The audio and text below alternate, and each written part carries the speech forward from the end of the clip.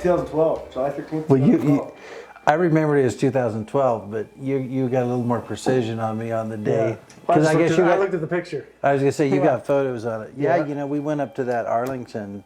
What was the name of that air show up there? The Arlington Air Show. Is that what they? Well, it was dubbed They dubbed it the West Coast Oshkosh because it was a big. Right. Arlington was the big show on the West Coast for many years. Yeah.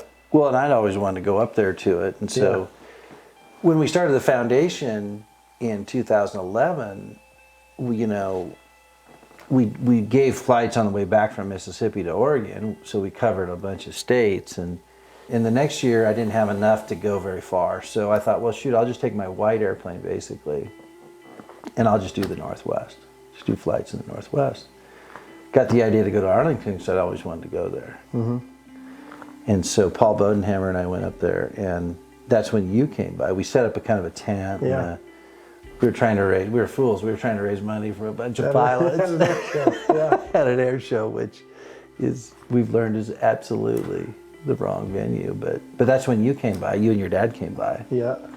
And we first met. I remember seeing that big checkerboard cowl, and we didn't know what it was, but we were walking around, and Dad and I went to a lot of air shows together. We went with that as a family. We went to a lot of that stuff, but that was the summer that I really started flying all of our Ryans and Stearmans and got more into the Cubs and all that. So did you or your dad at that point in time have a Stearman? I don't remember. Well, we had our family. Glenn Stearman. Yeah, we had my grandfather Stearman. Yeah. That had been in the family since the 70s, and so I flew that up. And So it was at Arlington. Yep. Okay. Yep. So I flew our Stearman up with Frank, and we parked by the Red Barn, and my dad, in his unassuming way that he liked to operate, he flew his 152 up with the coolers and the lawn chairs. That's what he loved by to himself. do. By himself. Yeah. And we went to Arlington. We camped under the wing there, underneath the wing of the 152, and he parked out on the show line so that we could sit under the wing. And I think Vicky Benzing was there that year for the aerobatics in the Stearman.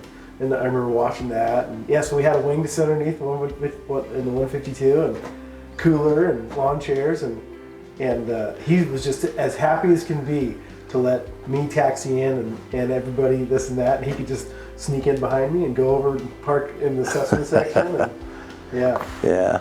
And so are you, you're third generation? Yep. So I'm third generation. Dad. Stearman pilot.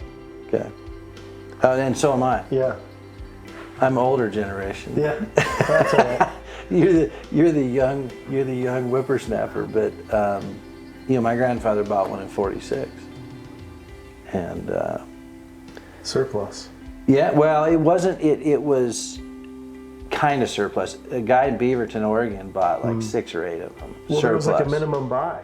Oh, was there? Yeah, I think when they started dissolving or selling off the war assets, it was, hey, Stearmans are $250 a piece. You got to buy 25 of them or 10 of them. There was a you had to buy a number. You had to do a group purchase, huh? Yeah. Well, so that explains it, because the guy in Beaverton bought whatever he had to buy, and then my grandfather bought 49295 from him, and I think he paid $1,200 for it. So he started flying that in '46 as a private pilot. Mm-hmm. He never was in the military or anything. He just was a private pilot and just thought it would be cool to have one. Yeah. And so that's where he introduced our family to. But I don't know. Was Glenn? Was he a military pilot? Yeah, he was a tail gunner. So in World War II. In World War II. Okay. So he was a tail gunner in TBM Avenger. His brother David was a tail gunner in SBD Dauntless. Ooh. Yep. That was a tough assignment. Yeah. It's a little bit heavy. that was a bad draw. Yeah. So, anyways, they went off, and my grandfather was in the first offensive against the Japanese mainland, and he got shot down on his first mission, and spent the second or the last 6 to 8 months of the war in the POW camp. In Japan. In Japan.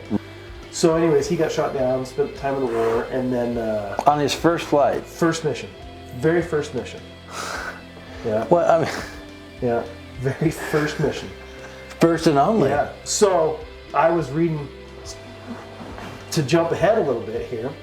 So he got shot down, and I started doing some research because he was on the baton. So I looked through the baton records. I just Googled stuff, and they have very detailed descriptions of what happened at what time. So on March 13th, 1944, they got shot down and they turned out, it was still running, or gliding or whatever, and they glided out to sea as far as they could get, which was about a mile off the coast, but they crashed in the water. Oh, so they didn't have to bail out. Crashed in the water, thinking they were far enough away from the beach, and they landed on a reef. And so the Japanese came running out and captured them, and that's how they got put in the POW camp. Wow. So fast forward to, this must have been in the 90s. They have a USS Baton reunion in St. Louis. The last news is that the pilot and my grandfather were MIA and most likely KIA. That's the telegram that they sent to his mom. Oh, so they actually got notified that they got notified that 50 years later, they have this reunion. My grandpa shows up. Everybody there's like, we thought you were dead. Oh, really? They had no idea. Oh, so they got disconnected from the unit. Disconnected from the unit when he went into the POW thing, and they never heard anything else. And then the war ended, and and it just kind of, everybody went their separate ways and dispersed. And then they put this big. God, that must have been quite a. Oh yeah, when he walked in, and I don't know what happened to his pilot. Yeah. I don't know if he survived the POW experience, or if he had passed on after the war sometime, or just maybe didn't go. I don't know. Huh. But yeah, when they walked in, I think it was in St. Louis, and they said in the description where it says he got shot down. The next line says, to the surprise of his shipmates, Clint Cawley attended the St. Louis reunion. Yeah. Wow, jeez. So how did he? So he's not a pilot. I mean, so after how did he get into aviation? After the war, they came back and got into flying, and they got in. I think they both had Piper Clippers. But yeah, he got into it after the war.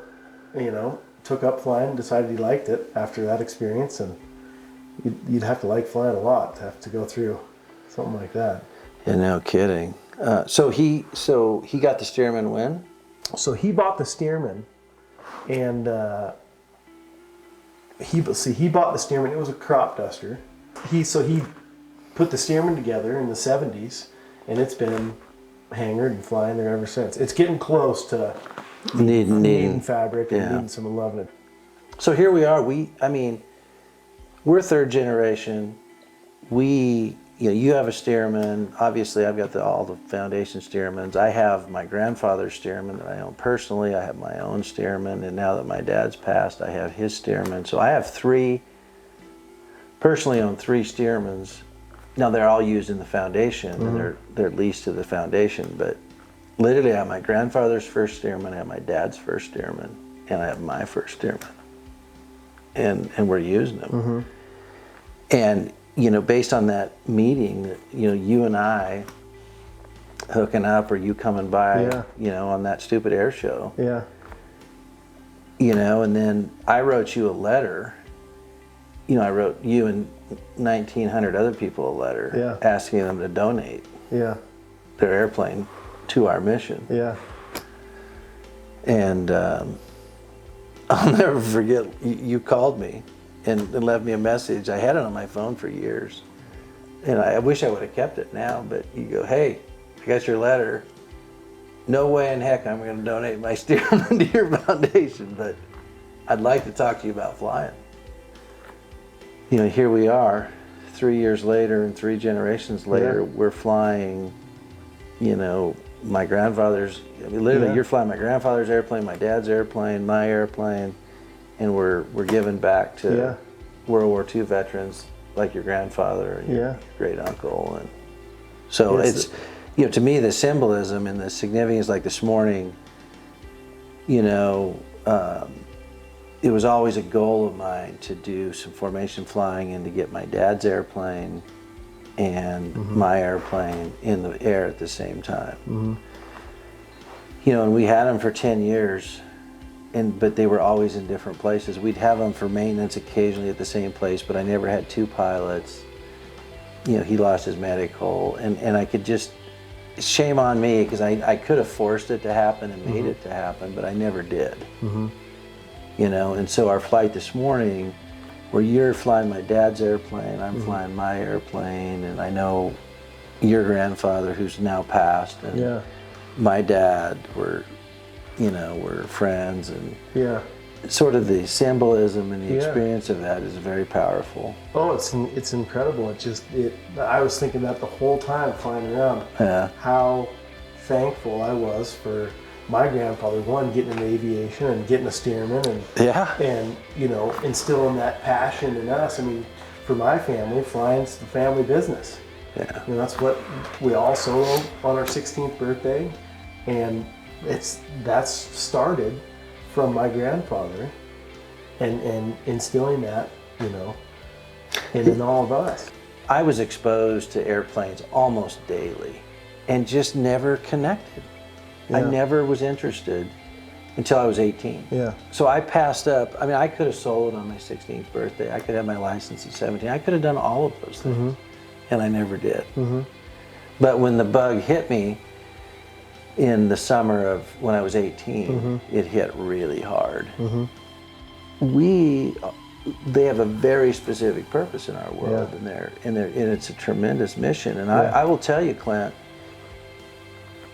your grandfather, my dad, my grandfather, if they knew what we are doing for history with this whole thing, I mean, I don't think, they literally couldn't have designed something or come up with a better idea. You know, your Stearman, my dad's Stearman, I mean, it's like, it's your fingerprints and my fingerprints are on 5 of these things. Well, our families. You know, it's that giving back to those who gave.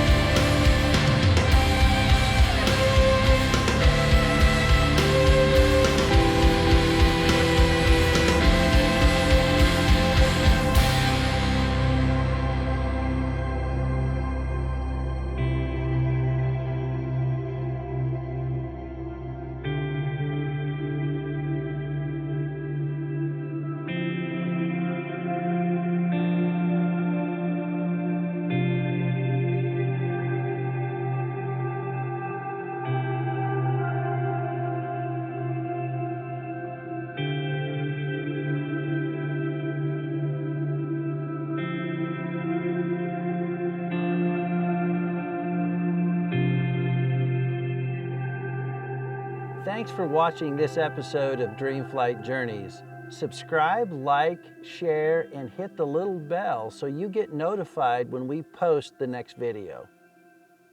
If you have a question about dream flights or want to tell us of a veteran in your life, comment below and we'll respond in future videos.